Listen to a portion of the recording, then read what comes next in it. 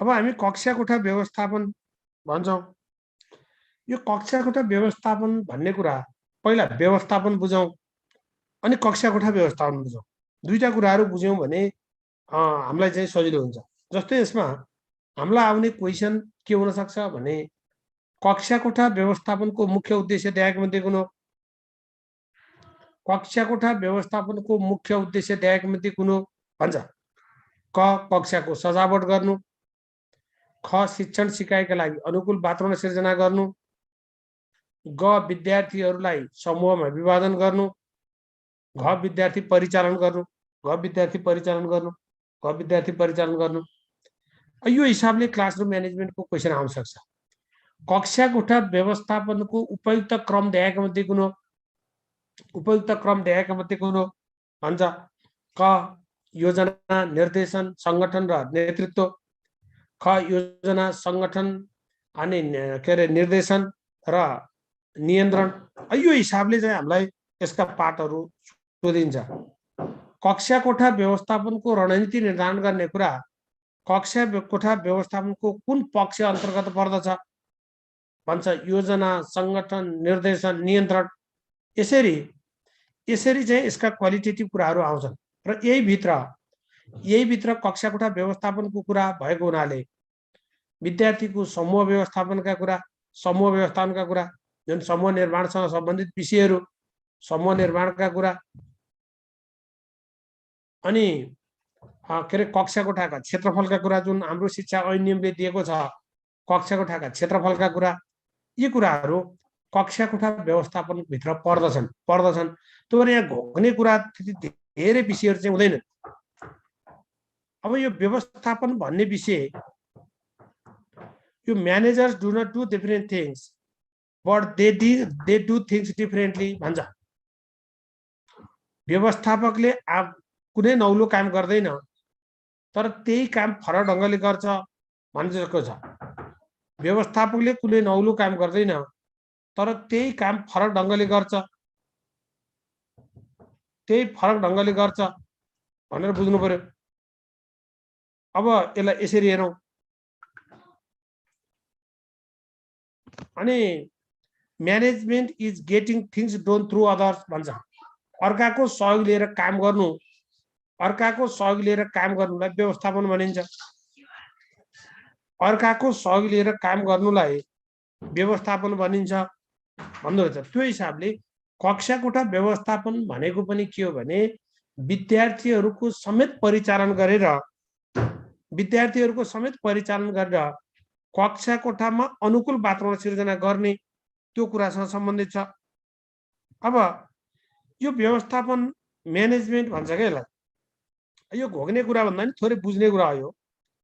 यो म्यानेजमेन्ट भनेको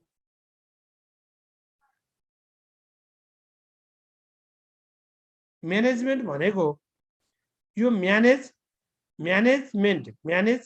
भनेको टु म्यानेज, मेन भनेको बाई मेन, टी भनेको विथ ट्याक्टफुल्ली,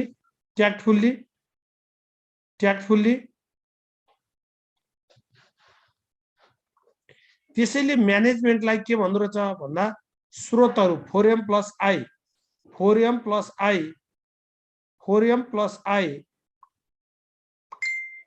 भनेको मेन, मटेरियल,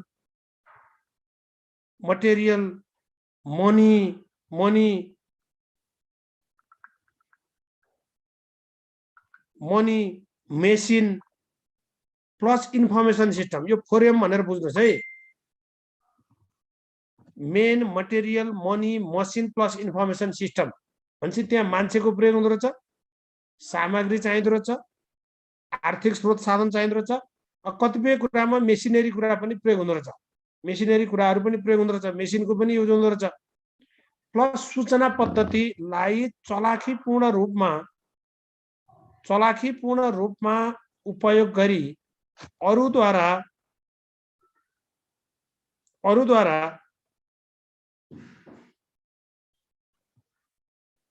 काम सम्पन्न गराउने कलाको रूपमा बुझ्न सकिन्छ। यसलाई कसरी बुझ्नु पर्यो भने यो भनेको अरूको सहयोग लिएर काम सम्पन्न गराउने कला रहेछ व्यवस्थापन। त्यसैले व्यवस्थापन भनेको कला हो। व्यवस्थापनलाई हामी कला पनि भन्छौँ, कला पनि भन्छौँ। अर्थात् यसलाई हामी के बुझ्नु पर्यो भने निर्धारित उद्देश्य पूर्तिका लागि मानवीय, भौतिक र वित्तीय साधनहरू, त्यहाँ मानवीय स्रोत साधन हुन्छ, भौतिक स्रोत साधन हुन्छ, वित्तीय साधनहरू हुन्छ, तिनको कुशलतापूर्वक परिचालन गर्ने प्रक्रिया,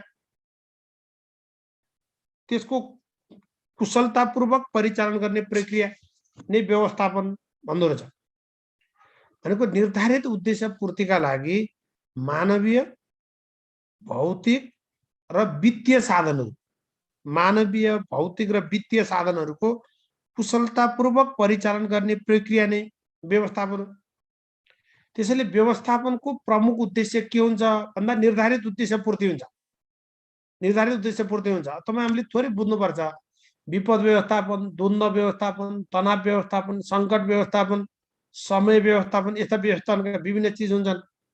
यो भनेको के हो भने विपदलाई स्वाभाविक मान्ने, तनावलाई स्वाभाविक मान्ने, सङ्कटलाई पनि स्वाभाविक मान्ने, त्यसबाट बढी क्षति हुन नदिने, त्यसलाई अझ त्यो तनावलाई, द्वन्द्वलाई सकारात्मक रूपमा लिने, सङ्गठनको हितमा प्रयोग गर्ने काम, सङ्गठनको हितमा चाहिँ प्रयोग गर्ने काम, त्यसलाई हामी द्वन्द्व व्यवस्थापन भन्छौँ। भनेपछि यो व्यवस्थापनको हरेक कुरा, यो त मूल व्यवस्थापनको कुरा भयो।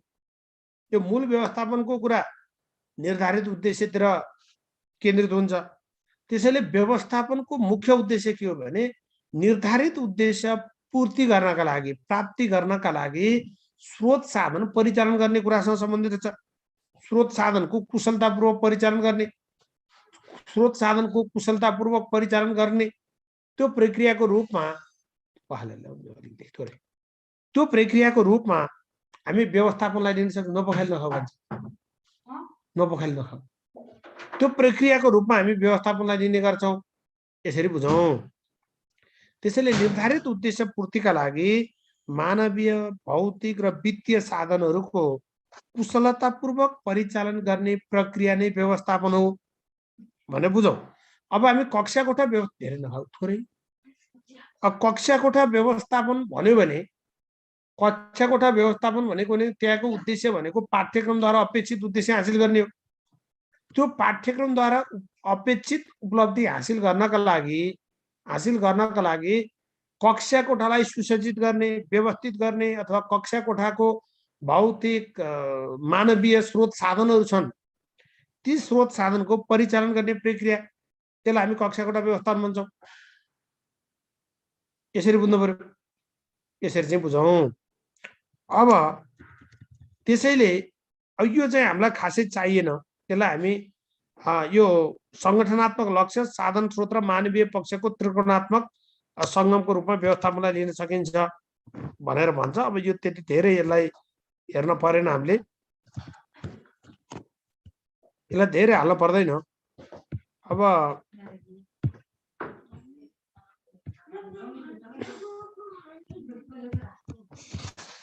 त्यसैले यसलाई हामी निर्धारित उद्देश्य प्राप्तिका लागि आर्थिक, समय अनि आर्थिक, भौतिक तथा मानवीय स्रोत साधन र प्रविधिको समुचित रूपमा प्रयोग तथा परिचालन गरी आधिकाधिक उपलब्धि भनेको अधिकतम उपलब्धि हासिल गराउने जुन त्यो प्रक्रिया हो, त्यो प्रक्रियालाई व्यवस्थापन भनिन्छ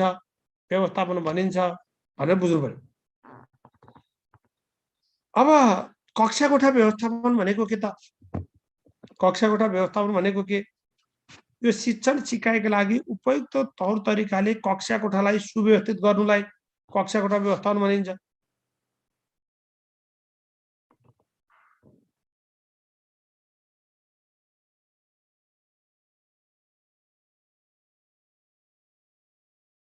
शिक्षण सिकाइका लागि उपयुक्त तौर तरिकाले कक्षा कोठालाई सुव्यवस्थित गर्नुलाई कक्षा कोठा व्यवस्थापन भनिन्छ। भनेपछि के रहेछ?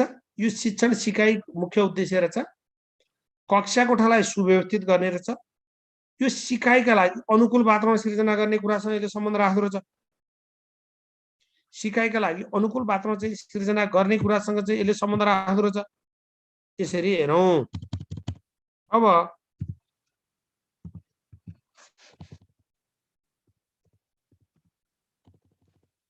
पाठ्यक्रमद्वारा निर्धारण गरेका उद्देश्यहरू प्राप्तिका लागि कक्षा कोठाभित्र गरिने क्रियाकलापहरूको समष्टिगत रूपलाई कक्षा कोठा व्यवस्थापनको रूपमा लिन सकिन्छ।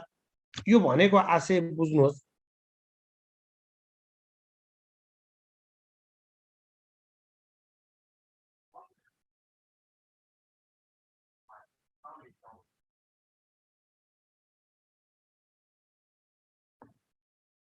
अब यसलाई चाहिँ कसरी बुझ्नुहोस् भने उद्देश्य पाठ्यक्रमद्वारा निर्धारित उद्देश्य पूरा गर्ने रहेछ। कक्षा कोठाको सम्पूर्ण क्रियाकलाप हामी जनरली चाहिँ हिजो के पढ्थ्यौँ भने हिजो हामीले पढ्ने बेला कक्षा कोठा व्यवस्थापन भनेको खास गरी हामी भौतिक व्यवस्थापनमा बढी केन्द्रित हुन्थ्यौँ। खास गरी कक्षा कोठा व्यवस्थापन गर्ने, त्यहाँ हावाको कुरा, प्रकाशको कुरा, झ्यालढुकाको कुरा, फर्निचरको कुरा, त्यो कुरामा केन्द्रित गर्थ्यौँ। तर अहिले त्यसो रहेनछ। कक्षा कोठा व्यवस्थापनको कुरा भन्यो भने कक्षा कोठाभित्र गरिने सम्पूर्ण क्रियाकलाप, त्यो भौतिक कुरा किन नहोस्, के अरे मानवीय वातावरणको व्यवस्थापन किन नहोस्, शैक्षणिक वातावरण किन नहोस्, मनोवैज्ञानिक पक्षको व्यवस्थापन किन नहोस्। मनोवैज्ञानिक पक्ष भनेको उत्प्रेरणा जगाउने कुरा, संवेगहरूको नियन्त्रण गर्ने कुरा, अनि त्यसपछि विद्यार्थीहरूलाई डर त्रासबाट मुक्त गर्ने कुरा, सिकाइप्रति उत्प्रेरित गर्ने कुरा, यी सबै कुराहरू, यी सबै विषयवस्तुहरू कक्षा कोठा व्यवस्थापनभित्र पर्दछन्। यो हिसाबले त्यो भएर भौतिक व्यवस्थापन भनेको कक्षा कोठा व्यवस्थापनको एउटा पाटो हो भन्ने कुरा हामीले बुझ्नु पर्यो। भनेपछि कक्षा कोठाभित्र गरिने सम्पूर्ण क्रियाकलापको एउटा समष्टिगत स्वरूप चाहिँ कक्षा कोठा व्यवस्थापन रहेछ। मुख्य उद्देश्य अनुकूल वातावरण सिर्जना गर्ने रहेछ। मुख्य कुरा चाहिँ अनुकूल वातावरण सिर्जना गर्ने कुरा हो। त्यसरी बुझौँ।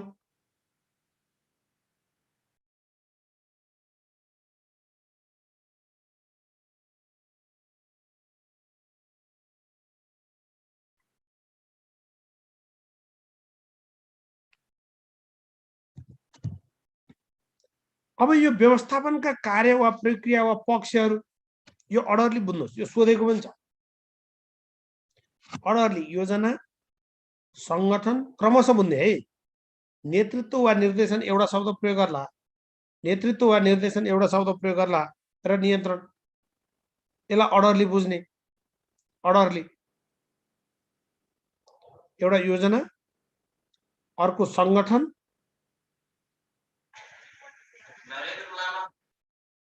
अर्को नेतृत्व वा निर्देशन, र अर्को नियन्त्रण। चारवटा कुरा। एउटा योजना, अर्को संगठन, अर्को नेतृत्व वा निर्देशन, र अर्को नियन्त्रण। अब तपाईँ हामीलाई क्वेसन सोध्छ, अर्डर त सोधिहाल्यो, अर्डर बुझ्न परिएको। अब हामीलाई क्वेसन के सोध्न सकियो भने कक्षा कोठा व्यवस्थापनको रणनीति निर्धारण गर्ने कुरा कुन पक्ष अन्तर्गत पर्दछ भनेर सोध्छ। योजनाभित्र, संगठनभित्र, नेतृत्वभित्र अथवा नियन्त्रणभित्र। अथवा कक्षा कोठा व्यवस्थापनका लागि स्रोत साधन जुटाउने कुरा अथवा जनशक्तिको क्षमता विकास गर्ने कुरा यो व्यवस्थापनको कुन कार्यभित्र पर्दछ भनेर सोध्यो भने त्यो संगठनभित्र पर्छ भनेर बुझ्नु पर्यो। कक्षा कोठा व्यवस्थापन अन्तर्गत विद्यार्थी लगायत सबैलाई उत्प्रेरित गर्ने, प्रभावित तुल्याउने अथवा लक्ष्य प्राप्तितर्फ केन्द्रित गराउने कार्यलाई कक्षा कोठा व्यवस्थापनको कुन पक्षभित्र लिन्छ भन्यो भने त्यसलाई नेतृत्व वा निर्देशनभित्र लिन्छ।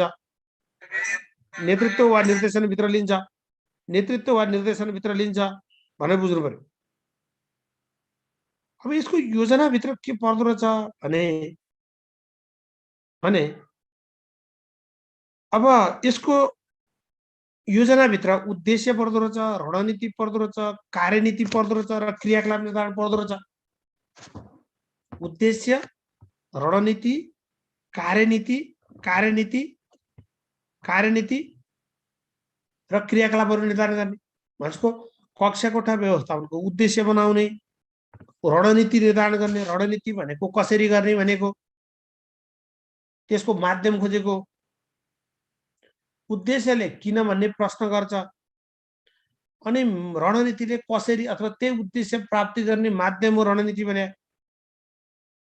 यो रणनीति, कार्यनीति र क्रियाकलाप निर्धारण गर्ने कुरा यो एउटा पाठ छ। संगठन भन्यो भने स्रोत साधनको सङ्कलन तथा व्यवस्थापन गर्ने कुरा, स्रोत साधनको सङ्कलन तथा व्यवस्थापन गर्ने कुरा, जनशक्तिको क्षमता विकास गर्ने कुरा त्यो संगठनभित्र पर्दो रहेछ। स्रोत साधनको सङ्कलन तथा व्यवस्थापन गर्ने र जनशक्तिको क्षमता विकास गर्ने कुरा त्यो संगठनभित्र पर्दो रहेछ। अनि नेतृत्व वा निर्देशन भन्यो भने कार्य उन्मुख गराउने अरे, अनुयायीलाई प्रभावित पार्ने। हामी नेतृत्व भनेको के भन्छ भने नेतृत्व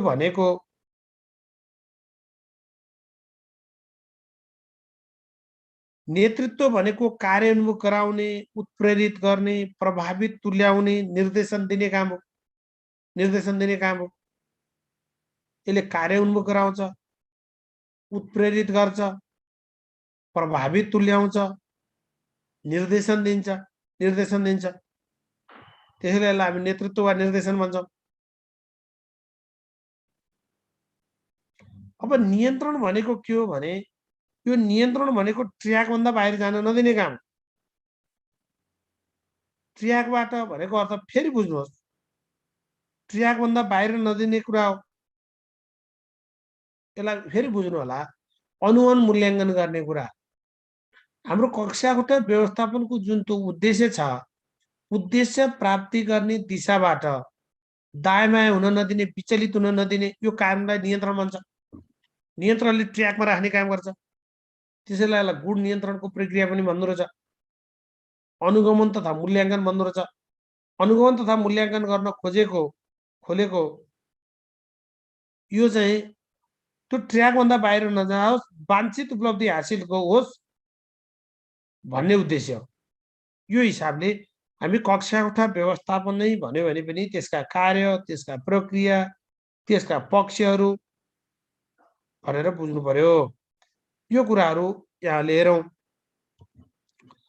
यो कक्षा कोठा व्यवस्थापनको वर्गीकरणभित्र धेरै कुराहरू पर्छन्। जस्तो भौतिक व्यवस्थापन पर्छ, मानवीय वातावरणको व्यवस्थापन पर्छ। मानवीय वातावरण भनेको के थोरै बुझ्नु होला। अब मानवीय वातावरण, भौतिक व्यवस्थापन त बुझिहाल्नुहुन्छ, यसमा त्यति ठुलो कुरा छैन। मानवीय वातावरण भन्यो भने शिक्षक र विद्यार्थीको बीचमा र विद्यार्थी र विद्यार्थीको बीचमा असल मानवीय सम्बन्ध कायम गर्ने, असल सम्बन्ध, मानवीय सम्बन्ध कायम गर्ने कुरालाई मानवीय वातावरण भन्छ। मानवीय वातावरणको व्यवस्थापन भन्छ। यसरी बुझ्नु पर्यो।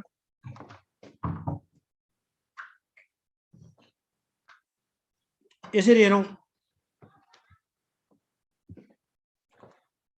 अनि मनोवैज्ञानिक व्यवस्थापनको कुरा पर्छ। शैक्षणिक व्यवस्थापन भनेको शिक्षण सिकाइको व्यवस्थापन हो र विविधता व्यवस्थापन हामी छुट्टै हेर्छौँ। विविधताको व्यवस्थापन गर्ने कुरा, यी कुराहरू कक्षा कोठा व्यवस्थापनको वर्गीकरणभित्र पर्छन्। कक्षा कोठा व्यवस्थापनको वर्गीकरणभित्र पर्छन्। यो भौतिक पक्षको व्यवस्थापन यो खासै हेरिराख्नु परेन है। भौतिक पक्षको व्यवस्थापन, कक्षाको सरसफाइका कुरा यो परेन। बसाइ व्यवस्थापन, अब यो बसाइ व्यवस्थापनमा तपाईँ हामीलाई कसरी सोध्छ भने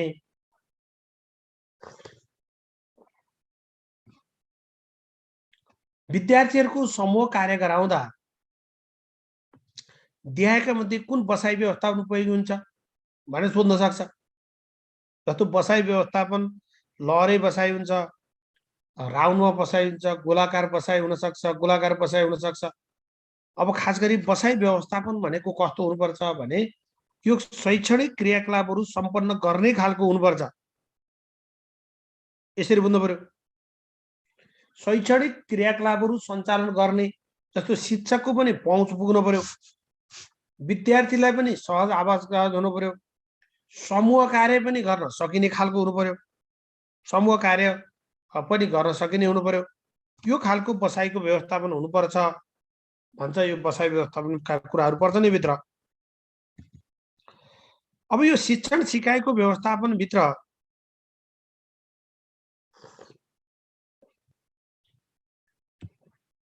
अब यो शिक्षण सिकाइ क्रियाकलाप चलाउने कुरा, पढाउने कुरा पर्दो रहेछ,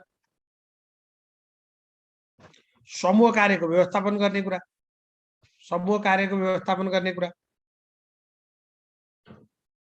बाल केन्द्रित सिकाइ रणनीतिको प्रयोग गर्ने कुरा, कक्षा शिक्षण, बहुकक्षा शिक्षण, विषय शिक्षण के हो त्यो व्यवस्था गर्ने, किनभने हाम्रो शिक्षण सिकाइका उद्देश्य पूरा गर्ने हो।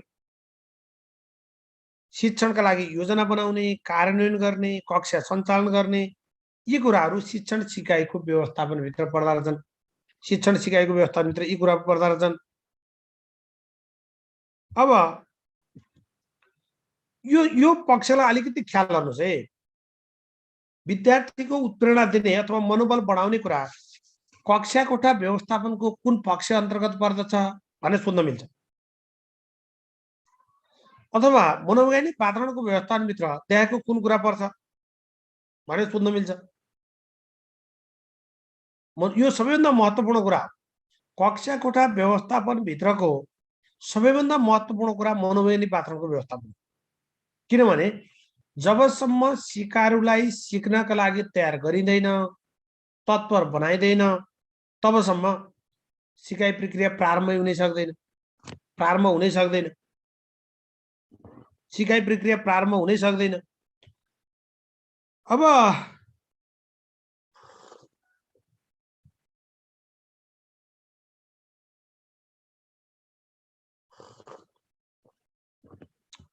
यहाँ साथीहरुको मैले क्वेशन हेरेको छु थोरै है। मैले थोरै साथीहरु एउटा के बुझ्नु होला भने यहाँ तपाईहरुले पीडीएफ नोटको कुरा भन्नुहुन्छ, पीडीएफ नोट उता सरसँग मगाउनु होला, त्यो केही भएन। यो माविको क्लास हो, त्यो माविको पनि हो, आधारको पनि हो। अब बुक चाहिँ त बजारमा हेर्नुहोस्, तपाईलाई राम्रो जुन लाग्छ त्यही हेर्ने हो। यो स्टार्टिङ भनेको आज बल्ल हामी 21/7 सुरु गर्दैछौँ। 21/7 पढेका छौँ, अब कहिले 7 होला 1 होला, त्यो 21/1 बाटै सुरु हुन्छ भन्ने छैन। शिक्षकको पहुँचको बसाई भन्नाले के बुझिन्छ भन्नुभयो। जस्तो तपाईँ हाम्रो अहिलेको लहरे बसाई भन्छ हाम्रो जनरली हाम्रो कक्षा कोठाको लहरे बसाई छ। सबै विद्यार्थीहरूले गरेका क्रियाकलापहरू विद्यार्थीले शिक्षकले चाहिँ हेर्न पाउनुपर्छ। अब अहिले लास्ट बेन्चमा बसेको, त्यो कुनामा बसेको त्यो विद्यार्थीलाई निस्कन, शिक्षकले हेर्न, शिक्षकले उसका गतिविधिहरूको जानकारी दिन र हाम्रो अहिलेको लहरे बसाइमा अब समूह कार्य गर्नका लागि त्यो उपयुक्त छैन। त्यसैले विषय कस्तो हुनु पर्यो भने विद्यार्थी बीचमा पनि अन्तर्क्रिया गर्न सकियोस्, शिक्षक र विद्यार्थीको बीचमा नि अन्तर्क्रिया हुन सकोस्, शिक्षकले हरेक बच्चाको सिकाइको अवस्था हेर्न सकिने गरेर चाहिँ त्यो बसाइको व्यवस्थापन गर्नुपर्छ भनेको यसले।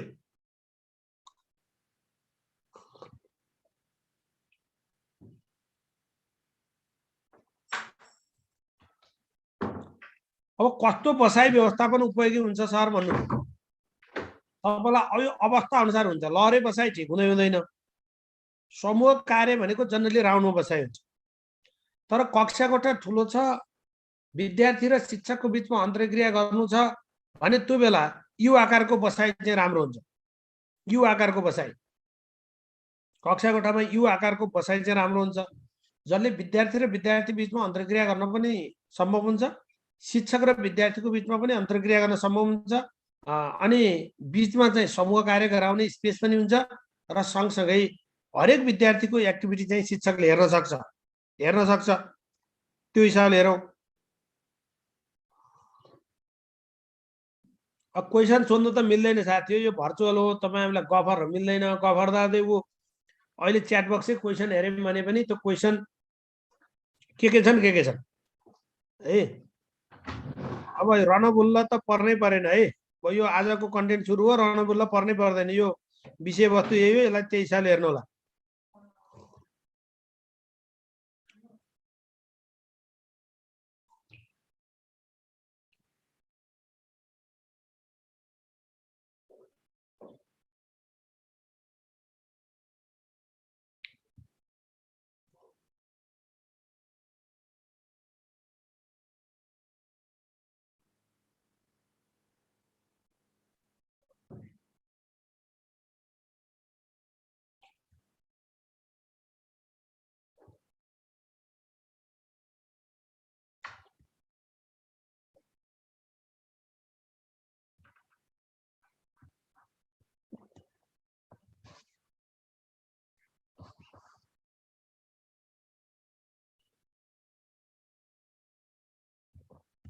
ल ओके,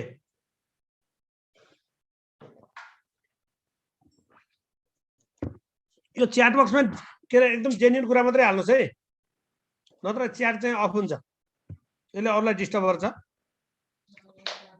अब तपाईँ हामीले के बुझ्छौँ भने मनोवैज्ञानिक वातावरणको व्यवस्थापन अन्तर्गत देखाएको कुन कुरा पर्छ, हाम्रो क्वेसन त्यो हुन सक्छ।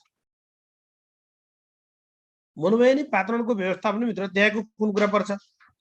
क समूह कार्य, ख बसाइ व्यवस्थापन, ग बहुबौद्धिकताको आधारमा सिक्ने अवसर, घ कार्य सञ्चयिका के अरे कार्य उत्तरदायी तालिकाको निर्माण प्रयोग भन्न सक्छ। यो मनोवैज्ञानिक वातावरणको व्यवस्थापनभित्र विद्यार्थी उत्प्रेरणा, मनोबल यो पर्दो रहेछ। विवाह, तनाव, संवेगको व्यवस्थापन गर्ने कुरा पर्दो रहेछ। समतापूर्ण व्यवहार, सकारात्मक विभेदका कुरा पर्दा रहेछन्, सकारात्मक विभेदका कुरा पर्दा रहेछन्। बहुबौद्धिकताको आधारमा सिक्ने अवसर प्रदान गर्ने कुरा रहेछ। बहुबौद्धिकताको आधारमा सिक्ने अवसर, अहिले हामी विविधता व्यवस्थापन पनि हेर्छौँ, यसले बहुबौद्धिकताको आधारमा सिक्ने अवसर प्रदान गर्दो रहेछ। डर, त्रास, भय आदिको निर्मूल गर्ने कुरा पर्दो रहेछ। र अपाङ्गता भएका तथा छिटो सिक्न नसक्नेहरूलाई सिकाइमा प्रोत्साहन र सहयोग गर्ने कुरा यो मनोवैज्ञानिक वातावरणको व्यवस्थापनभित्र पर्छ। यस्ता कुराहरू पर्छन् भनेर बुझ्नु पर्यो। यो अभिलेख व्यवस्थापन खासै केही छैन, शैक्षणिक सामग्रीको व्यवस्थापन यो तपाईँले बुझिहाल्नुहुन्छ, यो खास घोक्न पर्दैन हामीले। यो विविधता व्यवस्थापन अहिले एकछिनमा पढिहाल्छौँ। अब तपाईँ हामीले अर्को कुरा बुझ्नुहोस्, तपाईँ हामीले बुझ्ने कुरा जब चार्ट निर्माणको कुरा। अब यसलाई कक्षा कोठा व्यवस्थापनमा एउटा क्वेसन टिप्नु होला। कक्षा कोठा व्यवस्थापनमा कार्यमा विद्यार्थीलाई जिम्मेवार बनाउनका लागि अथवा विद्यार्थीलाई उत्तरदायी बनाउनका लागि देखाएका मध्ये कुन काम गर्नु आवश्यक छ? क्वेसन टिप्नुहोस्। कक्षा कोठा व्यवस्थापनमा विद्यार्थीलाई उत्तरदायी बनाउनका लागि देखाएका मध्ये कुन कार्य गर्नु आवश्यक छ? क समूह कार्य बनाउने, ख जब चार्टको निर्माण र कार्यान्वयन गर्ने अथवा त्यसलाई कार्य उत्तरदायी तालिका पनि भन्छ, जब चार्टको निर्माण र कार्यान्वयन गर्ने, ग विद्यार्थीहरूको कक्षा कोठामा नियम के अरे कक्षा कोठामा नियमहरू निर्माण गर्ने, नियमको निर्माण गर्ने। अब यसरी चाहिँ हामीलाई अप्सन दिन सक्छ। यो जब चार्ट भनेको के हो भने यो विद्यार्थीको कार्य विभाजन हो। यो विद्यार्थीको कार्य विभाजन हो भनेको यसमा चाहिँ विद्यार्थीलाई नेतृत्व अवसर प्रदान गरिन्छ। यो भनेको कस्तो भने विद्यार्थीलाई कुन कुन काम दिने भनेको यो समूहमा दिइन्छ। एउटा समूहले हाजिरीको कुरा गर्ला, अर्काले शैक्षिक सामग्रीको कुरा गर्ला, अर्कोले कक्षामा अनुशासनको कुरा गर्ला, अर्काले सरसफाइको कुरा गर्ला। यो चाहिँ रोटेट हुन्छ। त्यसैले यो जब चार्ट निर्माण र यसलाई कार्य उत्तरदायी तालिका पनि भन्छ। जब चार्ट निर्माण र व्यवस्थापन गर्ने कुरा यो कक्षा कोठा व्यवस्थापनको एउटा महत्त्वपूर्ण पक्षभित्र पर्छ भनेर बुझ्नु पर्यो। यो जब चार्टको कार्यान्वयनबाट सिकाइ उद्देश्य प्राप्ति गर्ने कुरा यो कक्षा कोठा व्यवस्थापनको एउटा क्षेत्रभित्र पर्छ भनेर बुझ्ने। अब यसरी हेरौँ यो जब चार्टको पाठलाई। अब यो शिक्षा नियमावली अनुसार कक्षा कोठा व्यवस्थापन कस्तो हुनुपर्छ त? यो धेरै सोध्ने क्वेसन हो, धेरै हामीलाई सोध्छ। पूर्व प्राथमिक र प्राथमिक विद्यालयकोमा प्रति विद्यार्थी कक्षागत क्षेत्रफल कति हुनुपर्दछ? कम्तीमा कति हुनुपर्छ? अथवा प्राथमिक विद्यालयमा कति हुनुपर्छ? कहिलेकाहीँ आधारभूत भनेर सोधिदिन्छ। अहिले प्रासम्म आधारभूत स्कुल भनेर सोधिदिएको छ।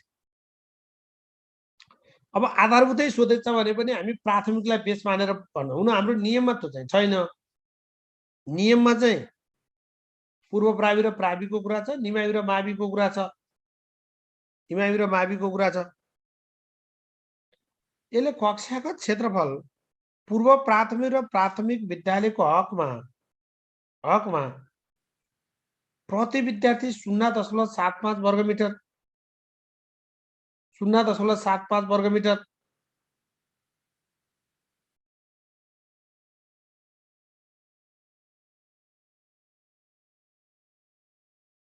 र निम्न माध्यमिक र माध्यमिक तहको हकमा 1 वर्गमिटर भन्दा कम हुनु हुँदैन भनिएको छ।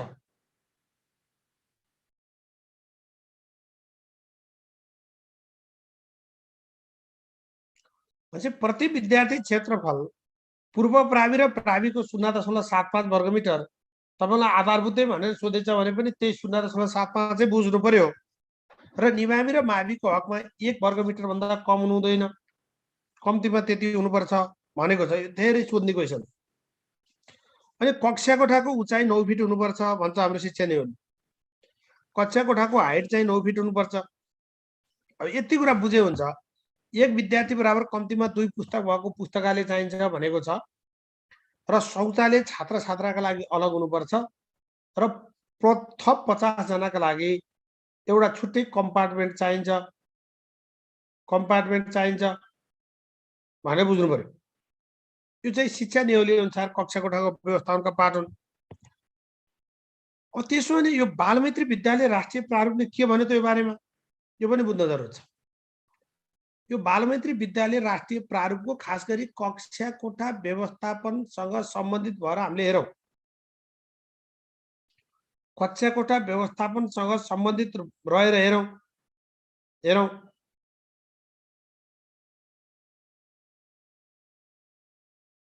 अब बालमैत्री विद्यालय राष्ट्रिय प्रारूप 2067 यो कहिले स्वीकृत भयो?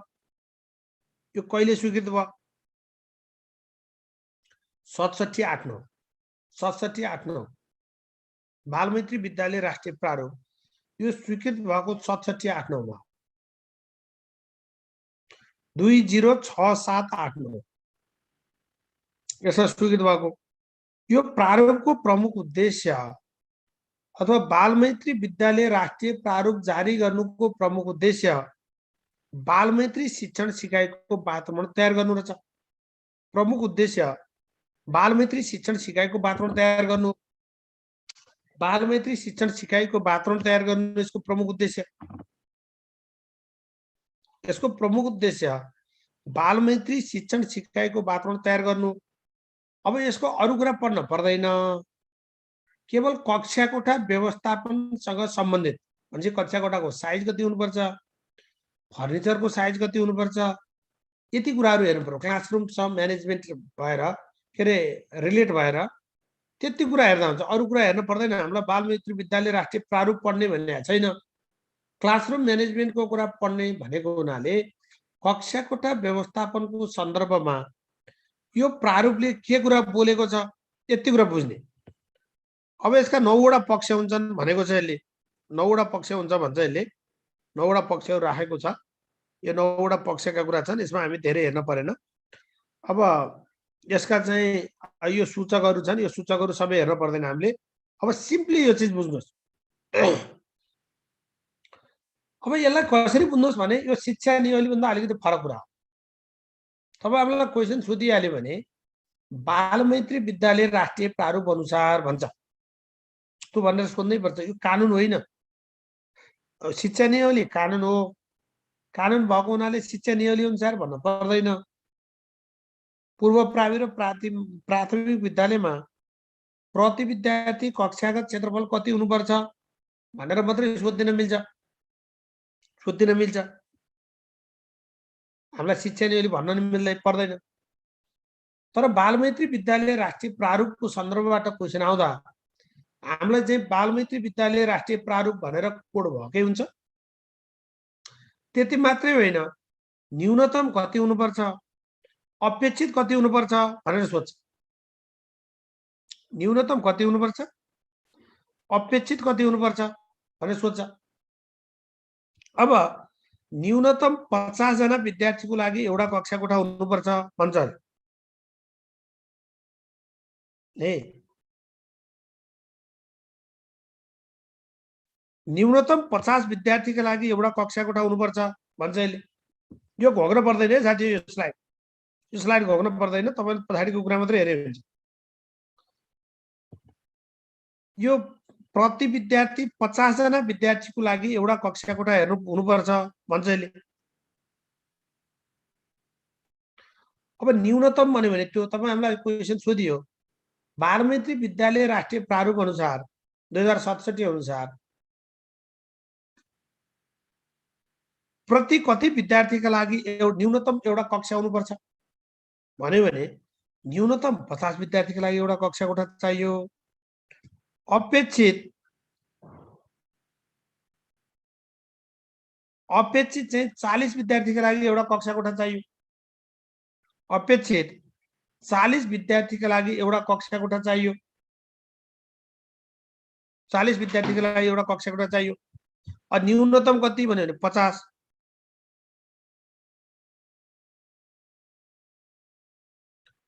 अपेक्षित कति भन्यो भने 40। भनेपछि न्यूनतम 50 विद्यार्थीका लागि एउटा कक्षा कोठा चाहियो, तर अपेक्षित के हो भने 40 विद्यार्थीको लागि एउटा कक्षा कोठा हुनुपर्छ भनेर बुझ्नु। अब अर्को कुरा बुझ्नुहोस्, प्रति विद्यार्थी कक्षागत क्षेत्रफल कति हुनुपर्छ, यसमा पनि न्यूनतम कति हुनुपर्छ, अपेक्षित कति हुनुपर्छ। न्यूनतम कति हुनुपर्छ, अपेक्षित कति हुनुपर्छ, यो दुईटा कुरा बुझ्नु। दुईटा कुरा, न्यूनतम 0.75 वर्गमिटर हुनुपर्छ, तर हामीले आशा गरेको प्रति विद्यार्थी कक्षागत क्षेत्रफल 1 वर्गमिटर हुनुपर्छ, 1 वर्गमिटर हुनुपर्छ भनेर बुझ्नुपर्छ।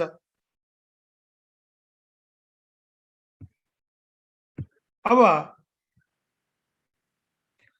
प्रति विद्यार्थी कक्षागत क्षेत्रफल न्यूनतम 0.75 वर्गमिटर हुनुपर्छ।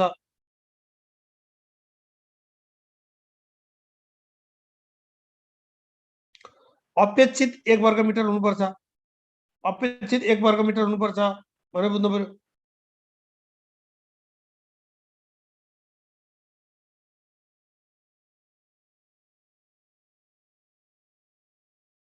अनि कालो पाटीको साइज 5x8 फिट हुनुपर्छ भन्छ। न्यूनतम कालो पाटी चाहियो, अपेक्षित त व्हाइट बोर्डै चाहियो, अपेक्षित व्हाइट बोर्ड चाहियो, अपेक्षित व्हाइट बोर्ड चाहियो। तर यसको साइज कति हुनुपर्छ भन्दा 5x8 fit, 5x8 fit, 5x8 fit.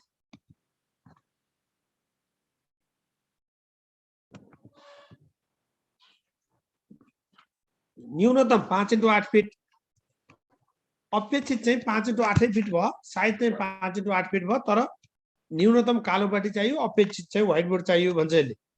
यहाँ तपाईहरुले जान्नुस् 50 विद्यार्थीका लागि एक कक्षा कोठा, यता अपेक्षित 40 का लागि, प्रति विद्यार्थी 0.75 वर्गमिटर न्यूनतम, अपेक्षित 1 वर्गमिटर। कालो पाटीको साइज, लेखन पाटीको साइज 5x8 फिट मात्रै भनेर बुझे भइहाल्यो। त्यसरी बुझौं। अनि 4 जना विद्यार्थीका लागि एउटा डेस्क, एक सेट डेस्क चाहिन्छ भन्छ। अब यता चाहिँ प्रत्येक विद्यार्थीका लागि एक सेट चाहिँ कुर्सी टेबल चाहिन्छ, आशा तो भन्छ, आशा तो। अनि यो विद्यार्थीले प्रयोग गर्ने डेस्क चाहिँ 15 इन्च चौडा भएको हुनुपर्छ भन्छ। यो डेस्कको चौडाई 15 इन्च हुनुपर्छ, 15 इन्च हुनुपर्छ डेस्कको चौडाई। यो डेस्कको चौडाई चाहिँ 15 इन्च हुनुपर्छ, 15 इन्च हुनुपर्छ। यो डेस्कको चौडाई चाहिँ 15 इन्च हुनुपर्छ। 15 इन्च हुनुपर्छ भन्छ, डेस्कको चौडाइ चाहिँ 15 इन्च हुनुपर्छ, न्यूनतम 15, अपेक्षित 18 इन्च। यो शब्द नि बुझ्नु होला, यो क्लासरुम म्यानेजमेन्टको एउटा पार्ट हो। विद्यार्थीले प्रयोग गर्ने डेस्कको न्यूनतम कति इन्च चौडाइ हुनुपर्छ भन्यो भने 15 इन्च, अपेक्षित कति इन्च हुनुपर्छ भन्यो भने 18 इन्च। यो बुक कर्नरको कुरा त खासै यो परेन है। ल अब कक्षा कोठामा विविधता व्यवस्थापन, कक्षा कोठामा विविधता व्यवस्थापन। अब तपाईहरुलाई सोध्छ विविधता व्यवस्थापन कस्तो प्रक्रिया हो? विविधता व्यवस्थापन कस्तो प्रक्रिया हो? क विद्यार्थीको क्षमताका आधारमा चाहिँ स्तर छुट्याउने प्रक्रिया, ख क्षमताका आधारमा छुट्टा छुट्टै सिकाइ गर्न दिने प्रक्रिया, ग समावेशी प्रक्रिया, घ विद्यार्थीलाई उमेर अनुसार चाहिँ उमेर र क्षमता अनुसार चाहिँ छुट्याउने प्रक्रिया, यो भन्ला। अर्को कुरा, यो विविधता व्यवस्थापनको प्रमुख उद्देश्य कुन हो? विविधता व्यवस्थापनको प्रमुख उद्देश्य कुन हो? यसको प्रमुख उद्देश्य भनेको खास गरी विद्यार्थीको विविधताबाट देखा पर्ने जुन विभेद छ त्यो विभेदलाई कम गर्दै सबैका लागि शिक्षा सुनिश्चित गर्ने। भनेपछि विविधता व्यवस्थापन गर्नुको प्रमुख उद्देश्य यो गुणस्तरीय शिक्षामा सबैको पहुँच सुनिश्चित गर्ने। त्यो भएर यसलाई हामी समावेशी प्रक्रिया पनि भन्छौँ। उसको अवस्था हेरेर व्यवहार गर्ने कुरा विविधता व्यवस्थापन, आवश्यकता हेरेर व्यवहार गर्ने। तर विविधता व्यवस्थापन भनेको मागमा आधारित हुन्छ, आपूर्तिमा आधारित होइन, मागमा आधारित हुन्छ। त्यसरी बुझ्नु पर्यो। यो विविधता व्यवस्थापन भनेको हरेक व्यक्तिमा हुने अन्तर्निहित हुने विशिष्ट गुण वा फरकपनको पहिचान हो।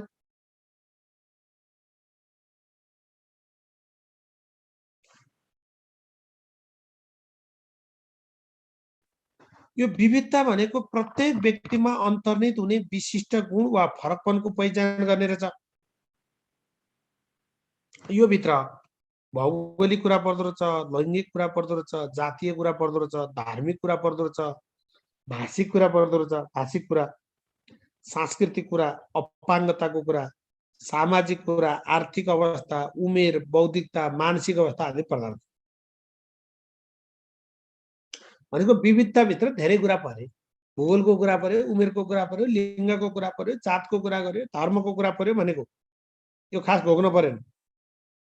तर विविधता व्यवस्थापन भनेको के हो भने विविधताका कारणबाट व्यक्ति बीचमा देखा पर्न सक्ने जुन विभेदलाई घटाउँदै त्यो विभेदलाई कम गर्दै सबैलाई समान अवसरको सिर्जना गर्ने कार्य छ। भनेको अर्थ व्यक्तिको आवश्यकता के छ त्यो आवश्यकताको पहिचान गर्ने, त्यो उसको आवश्यकता अनुसार व्यवहार गर्ने कुरासँग चाहिँ सम्बन्धित छ। यसरी बुझ्नु पर्यो। भनेपछि यसलाई चाहिँ कसरी बुझ्नु पर्यो भने विविधताका कारणबाट व्यक्तिमा देखा पर्ने जुन विभेद हो त्यसलाई घटाउँदै सबैलाई समान अवसरको सृजना गर्ने कार्य छ। यो अवधारणा सन् 1980 को मध्य दशकमा अमेरिकाबाट विकास भएको रहेछ। सन् 1980 को मध्य दशकमा अमेरिकामा विकास भएको अवधारणा छ। त्यसैले यो विविधता व्यवस्थापन गर्ने कला यसलाई समावेशी प्रक्रिया भन्नुहुन्छ। अब तपाईँ हामीले समावेशी समता र समानता भन्ने बुझेकै छौं। समानता हाम्रो लक्ष्य हो, समता भनेको त्यो लक्ष्य प्राप्तिका लागि अथवा समानता प्राप्तिका लागि गरिने उपायहरू। हाम्रो उद्देश्य सबैले गुणस्तरीय खाना खाउन् भन्ने हो। त्यसका लागि बिरामीलाई बिरामीको अनुकूल हुने दिन पर्यो, बच्चाको अनुकूल हुने दिन पर्यो, बुढाबुढीको अनुकूल हुने दिन पर्यो। यो यसले चाहिँ के भन्छ भने व्यक्तिलाई समस्या नदेख्ने, देख्ने हुँदैन, उसको आवश्यकता के हो त्यो आवश्यकताको पहिचान गरेर सो अनुसार व्यवहार गर्ने भन्छ। हरेक बच्चा सिक्न सक्छ, उसले सिक्ने तरिका मात्रै भिन्न हुन्छ। यो हिसाबले बुझ्नु पर्यो। अब यो समावेशी प्रक्रिया रहेछ, यो भनेको समतामूलक रहेछ, यो समन्यायिक प्रक्रिया पनि छ, समन्यायिक प्रक्रिया पनि। एक हिसाबले यसलाई हामी सामाजिक न्याय पनि भन्छौँ। विविधता यो भनेको समन्यायिक प्रक्रिया छ, यो समतामूलक प्रक्रिया छ, यो समावेशी प्रक्रिया छ। यसलाई फेरि बुझ्नुहोस्। जस्तो एउटा कक्षामा आँखा कमजोर भएको बच्चालाई अगाडि ल्याएर राख्नु पर्यो, उज्यालोमा राख्नु पर्यो, अगाडि राख्नु पर्यो, त्यही हो विविधता व्यवस्थापन। एउटा उदाहरण हो। हामी बच्चालाई समानताका नाममा सबैलाई बराबरी खालको व्यवहार गरिदियौँ भने यसले चाहिँ रिजल्ट दिन सक्दैन। अब एउटा हात चाहिँ फिजिकल्ली डिसेबल भएको, हात चाहिँ राम्रोसँग स्पिड नचल्ने बच्चालाई लामो लामो निबन्धात्मक प्रश्न सोध्नुको सट्टा छोटा छोटा प्रश्नहरू अथवा अब्जेक्टिभ क्वेसनहरू सोधिदियो भने त्यो मूल्याङ्कनमा पनि विविधता व्यवस्थापन। त्यो भएर यो विविधता व्यवस्थापनलाई हामी समावेशी प्रक्रिया भन्दा रहेछौँ, समतामूलक प्रक्रिया भन्दा रहेछौँ, समन्यायिक प्रक्रिया भन्दा रहेछौँ। यसलाई समन्यायिक प्रक्रियाको रूपमा बुझ्नु पर्यो। यही कुरा हो विविधता व्यवस्थापन। समानता भनेको सबैलाई एउटै किसिमको व्यवहार गर्ने कुरा। सबैलाई एउटै व्यवहार गरे त कहीँ पनि चल्दैन। कोही बच्चालाई दुईचोटि सिकाइदिनु पर्ला, कसैले एकैचोटि सक्ला, कसैलाई भिन्न तरिकाबाट सिकाइदिनु पर्ला। त्यसैले प्रत्येकलाई उसको आवश्यकता अनुसारको व्यवहार गर्ने कुरा, त्यसलाई हामी समतामूलक कुरा भन्दा रहेछौँ।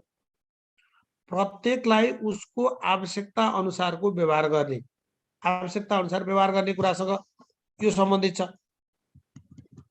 अब यो विविधता व्यवस्थापन किन गर्नु पर्यो भन्दा यो क्वालिटेटिभ क्वेसन आउने। हामी शिक्षामा विविधता व्यवस्थापन किन गर्नु पर्यो भन्दा सबैका लागि गुणस्तरीय शिक्षामा समन्वयिक पहुँच सुनिश्चित गर्न यो कुरा भन्ला, अथवा शिक्षा प्राप्त गर्ने अधिकारको सुनिश्चितता गर्न भन्ला। हामीलाई के भन्छ? यस्ता यस्ता शब्दहरू बताउँ। सबैका लागि गुणस्तरीय शिक्षामा समन्वयिक पहुँच सुनिश्चित गर्न अथवा शिक्षा पाउने अधिकारको सुनिश्चितता गर्न, शिक्षा प्राप्त गर्ने अधिकारको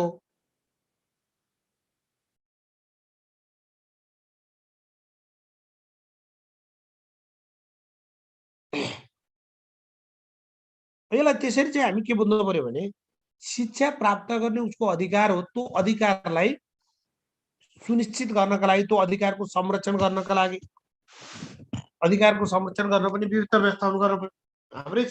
हामी राष्ट्रिय अन्तर्राष्ट्रिय हिसाबले हेऱ्यौँ भने हामी सबैका लागि शिक्षा भनेका छौँ। सबैका लागि शिक्षा संविधानले त्यही भन्छ, अन्तर्राष्ट्रिय हिसाबले त्यही कमिटमेन्ट गरेका छौँ। त्यो दायित्व पुरा गर्नका लागि पनि विविधता व्यवस्थापन गर्नु पर्यो। त्यसैले यसले चाहिँ के गर्छ भने खास गरी पृष्ठभूमिका कारणबाट देखा पर्न सक्ने असरहरू, विद्यार्थीको पृष्ठभूमिका कारणबाट देखा पर्ने असरलाई चाहिँ कम गर्ने कुरा गर्दो रहेछ। अनि विभिन्न अवस्था जस्तो धार्मिक, पारिवारिक अवस्था, त्यसलाई बुझेर त्यसको सम्मान गर्ने कुरा रहेछ। विद्यार्थीको अवस्था बुझी शिक्षण सिकाइमा प्रोत्साहन प्रेरणा गर्ने कुरा रहेछ। सबै विद्यार्थीहरूमा अरूको भाषा, धर्म, संस्कृति, परम्परा आदिको सम्मान गर्ने, त्यो सम्मान गर्ने भावनाको विकास गर्ने कुरा रहेछ। अनि अपाङ्गता भएका बच्चाहरू, यिनीहरूलाई पनि सामान्य व्यक्तिसँग व्यवहार गर्ने कुरा रहेछ।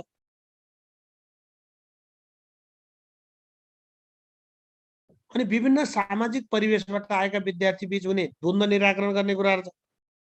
र विद्यार्थीको पढाइ छाड्ने, कक्षाबाट भाग्ने आदि कारण पत्ता लगाई यसलाई कम गर्ने। सारमा बुझ्नुहोस्, शिक्षा पाउने अधिकारको सुनिश्चितता गर्ने, सबैका लागि गुणस्तरीय शिक्षामा समन्वयिक पहुँच सुनिश्चित गर्ने, यो चाहिँ शिक्षामा विविधता व्यवस्थापन गर्नुपर्नेको कारण हो। यसरी बुझ्नु पर्यो, यसरी बुझौँ। अब शिक्षकले के गर्नुपर्छ त? शिक्षकले के गर्नुपर्छ? शिक्षकले खास गरी यो मल्टिपल इन्टेलिजेन्स अनुसार सिक्ने अवसर प्रदान गर्नुपर्छ। बहुबौद्धिकता अनुसार सिक्ने अवसर दिनुपर्छ। शिक्षकले गर्ने मुख्य कुरा त हो। शिक्षकले कक्षा कोठामा बहुबौद्धिकताका आधारमा सिक्ने अवसर प्रदान गर्नुपर्छ।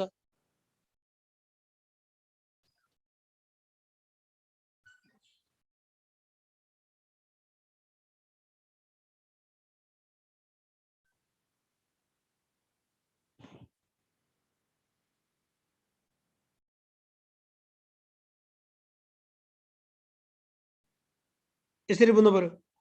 त्यसैले यसमा शिक्षकले गर्ने विविधताको सम्मान गर्नुपर्ने छ। सबै विद्यार्थीप्रति समान व्यवहारको सुनिश्चित गर्ने, विद्यार्थीलाई एक आपसमा तुलना नगर्ने, यो घोक्नै पर्दैन। आफ्नै शैली र गतिमा सिक्ने अवसर, यो क्वालिटेटिभ कुरा आउने। त्यसैले तपाईँ हामीले यसलाई के बुझ्नुहोस् भने शिक्षकले गर्ने मुख्य काम भनेको बहुबौद्धिकताका आधारमा सिक्ने अवसर प्रदान गर्ने अथवा विविधताको सम्मान गर्ने, सो अनुरूप व्यवहार गर्ने। हामीलाई कुन अप्सन दिन्छ त्यो अप्सनबाट जानु पर्छ। सबैभन्दा महत्त्वपूर्ण कुरा कुन हो भनेर सोध्छ। जस्तो विविधता व्यवस्थापनका रूपमा शिक्षकले दिएका मध्ये गर्नुपर्ने कार्यमध्ये मुख्य काम दिएका मध्ये कुन हो? क बहुबौद्धिकताका आधारमा सिक्ने अवसर प्रदान गर्ने, ख सबैप्रति सकारात्मक दृष्टिकोण राख्ने, ग विद्यार्थीलाई एक आपसमा तुलना नगर्ने, घ सबै विद्यार्थीप्रति समान व्यवहारको सुनिश्चित गर्ने। भन्ला यो भित्र बहुबौद्धिकताका आधारमा सिक्ने अवसर प्रदान गर्ने कुरा यो महत्त्वपूर्ण कुरा। यसरी चाहिँ हेरौँ है। यिनै बुदाहरू मध्ये पनि सबैभन्दा महत्त्वपूर्ण बुदा कुन हो भन्ने एंगलबाट यसलाई हेरिनु पर्यो। त्यसरी चाहिँ बुझ्नुहोस्। अब बहुबौद्धिकताको व्यवस्थापन, यो बहुबौद्धिकताको व्यवस्थापनको सन्दर्भमा हामीले हावर्ड गार्डनरले भनेका कुरा महत्त्वपूर्ण छन्। हावर्ड गार्डनरले यो बहुबौद्धिकताका 8वटा सिद्धान्त प्रतिपादन गरेका छन्। बहुबौद्धिकताका 8वटा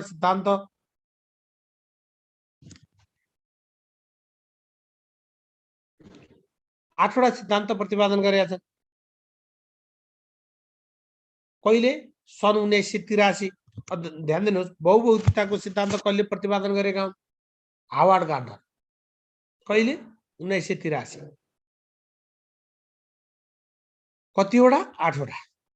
हावर्ड गार्डनरका अनुसार 8वटा छन् बहुबौद्धिकता सिद्धान्त। एउटा रहेछ शाब्दिक वा भाषिक। शाब्दिक वा भाषिक रहेछ एउटा। शाब्दिक वा भाषिक यो भनेको यसलाई कसरी बुझ्नुहोस् भने हरेक व्यक्तिमा आफ्ना विशिष्ट क्षमताहरू हुन्छन्। हरेक व्यक्तिमा आफ्ना विशिष्ट क्षमता हुन्छन्। त्यो विशिष्ट क्षमता अनुसार उसलाई सिक्ने अवसर दिनुपर्छ। सबैमा सबै खालका क्षमता हुँदैनन्। त्यो भएर त्यो क्षमताको पहिचान गरेर सिकाइको अवसर प्रदान गर्नुपर्छ भन्छले। सिकाइको अवसर प्रदान गर्नुपर्छ भन्छ। सिकाइको अवसर प्रदान गर्नुपर्छ भन्छले। सबैमा सबै किसिमका क्षमता हुँदैनन्। त्यसैले त्यो क्षमता पहिचान गरेर कसको कुन क्षमता छ त्यही अनुसार चाहिँ सिक्ने अवसर दिनुपर्छ भन्छ। कोही गणितमा चलाक होलान्, कोही भाषामा होलान्, कोही खेल खेल्न होलान्, कोही चित्र कोर्न होलान्। उसको क्षमताको पहिचान गरेर सिकाइको अवसर दिनुपर्छ। यही कुरा हो बहुबौद्धिकताको व्यवस्थापन भनेको। अब यो भित्र के रहेछन्? जस्तो हावर्ड गार्डनरका अनुसार बहुबौद्धिकताको सिद्धान्त अन्तर्गत देखाएको कुन पर्दैन, कुन समावेश छैन? गार्डनरका अनुसार देखाएको कुन समावेश छैन? क दृश्यात्मक, ख अन्तर्वैयक्तिक, ग आध्यात्मिक, घ शारीरिक चाल। भनेको अर्थ हावार्ड गार्डनरको बहुभौतिकताको सिद्धान्त अन्तर्गत देखाएको कुन पर्दैन। अब अप्सन जुन पनि हुन सक्यो, तीनटा हुनमध्ये भएका मध्ये सोधिदिने, एउटा नभएको सोधिदिने। जस्तो यो भित्र हामीलाई सोध्दा एउटा शाब्दिक वा भाषिक भन्ला, अर्को आध्यात्मिक भन्ला, अर्को तार्किक वा गणितीय सोध्ला, अर्को चाहिँ साङ्गीतिक सोध्देला, साङ्गीतिक सोध्देला। गार्डनरका अनुसार के हो त्यसरी बुझ्नु पर्यो।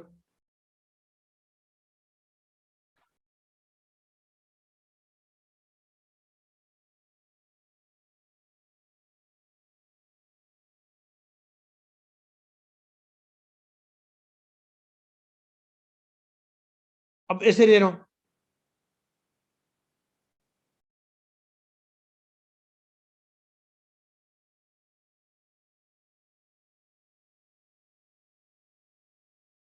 एउटा शाब्दिक वा भाषिक रहेछ, यिनीहरू चाहिँ पढेर लेखेर सुनेर वादविवाद गरेर सिक्छन्, भाषा विषयमा यिनीहरू चलाख हुँदो रहेछन्। अर्को तार्किक वा गणितीय रहेछ, यो गणितीय समस्या हल गर्न सक्ने, भावात्मक रूपमा सोच्न सक्ने, वर्गीकरण गर्न सक्ने, तर्क सम्बन्ध स्थापना गर्ने, संख्यासँग खेल्ने यो रुचि राख्दा रहेछन्, त्यो खालको रुचि राख्दा रहेछन्। अर्को दृश्यात्मक हुनु रहेछ, दृश्यात्मक भनेको चित्र, सङ्केत, नक्सा आदिको माध्यमबाट सिक्ने रहेछन्। अर्को साङ्गीतिक हुँदो रहेछ, यो साङ्गीतिक भनेको गीत सुन्ने, गाउने, लेख्ने, मन पराउने हुँदो रहेछन्, त्यो मन पराउने हुँदो रहेछन्। अर्को शारीरिक चाल रहेछ, शारीरिक चाल भनेको यो खेलका माध्यमबाट सिक्न खोज्दो रहेछन्, शरीर चलायमान बनाउने, शारीरिक अभ्यास गर्ने, यस्ता कुरामा ध्यान दिन्छन्, यसलाई चाहिँ शारीरिक चाल भन्दो रहेछ, शारीरिक चाल भन्दो रहेछ। अब अर्को अन्तर्वैयक्तिक भन्दो रहेछ, यो अन्तर्वैयक्तिक भनेको यिनीहरू बहिर्मुखी हुन्छन्, बहिर्मुखी हुन्छन्। अन्तर्वैयक्तिक भनेको यिनीहरू बहिर्मुखी हुन्छन्, बहिर्मुखी भनेको अरूसँग सम्बन्ध निर्माण गर्न सक्छन्, समूहमा चाहिँ हेलमेल गर्न सक्छन्, विचारको आदान प्रदान गर्न सक्छन्, नेतृत्व लिन सक्छन्, सामाजिक कार्यमा सहभागी हुन मन पराउँछन्, यसलाई अन्तर्वैयक्तिक भन्दो रहेछ, अन्तर्वैयक्तिक भन्दो रहेछ यसलाई।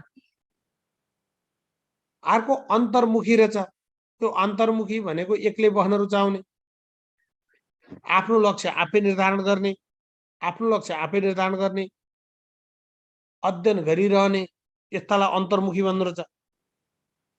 अर्को प्रकृतिमुखी भन्दो रहेछ, सजीव वस्तुहरू, प्रकृतिमा पाइने वस्तुहरू, जङ्गल, छहरा, नदी, हिमाल आदिसँग रमाउने, प्रकृतिमा रमेर सिक्न उत्सुक हुने, यसलाई प्रकृतिमुखी भन्दो रहेछ।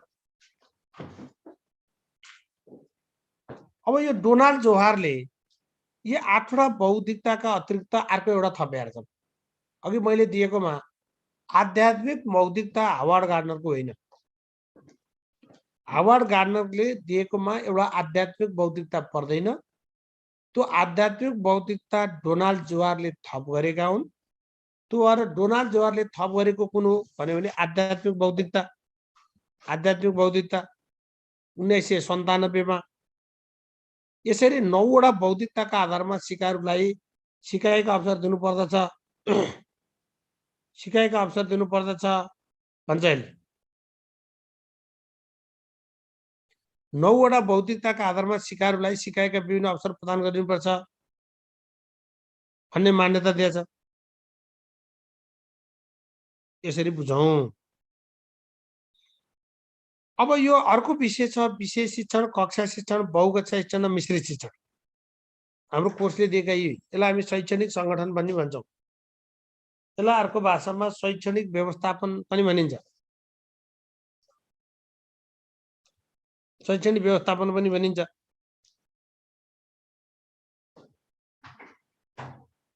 अब यसको बारेमा हामी भोलि हेरौँला। यो आज पढेको कुरामा केही जिज्ञासा छ भने पाउँ त। आज पढेको कुरामा हजुरहरूका जिज्ञासा केही छन्? आज पढेको कुरामा केही जिज्ञासा भइहाल्नु त।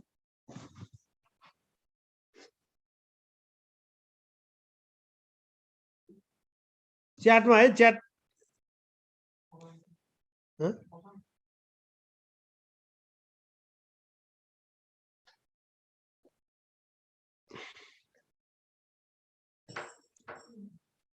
अब 8 कि 9 भन्नुभयो। अब के अरे तपाईँले हावार्ड गार्डनरका अनुसार 8वटै भन्नु पर्यो। 8वटै भनेर बुझ्ने, 8वटै भनेर बुझ्ने।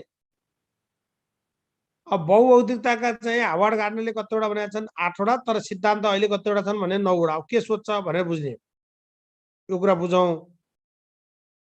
अब यहाँ साथीहरूका जिज्ञासा फेरि आसी फर्रै आउँछन्।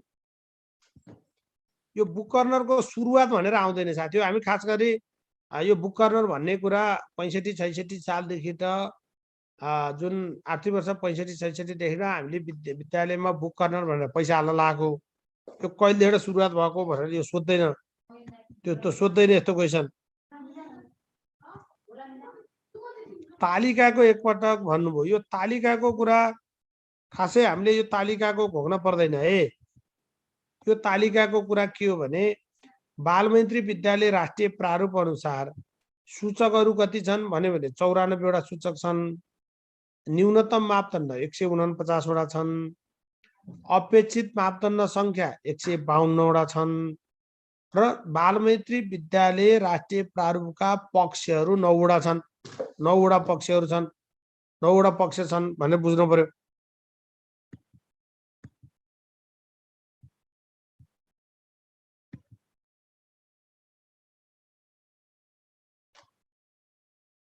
मित्र सरको बुकमा त्यस्तो केही छैन भन्नुभयो। अब यो मित्र सरले त जिके लेख्नु भएको, जिके को उहाँको राम्रो छ हैन, जिके को उहाँको राम्रो छ। अब शिक्षाको साथीले कति लेखे भन्ने हो, यो शिक्षाको लेख्ने साथीले लेख्ने विषय हो यो है। नमुना क्वेसन त यो 21 सकेपछि आउँछ साथी हो।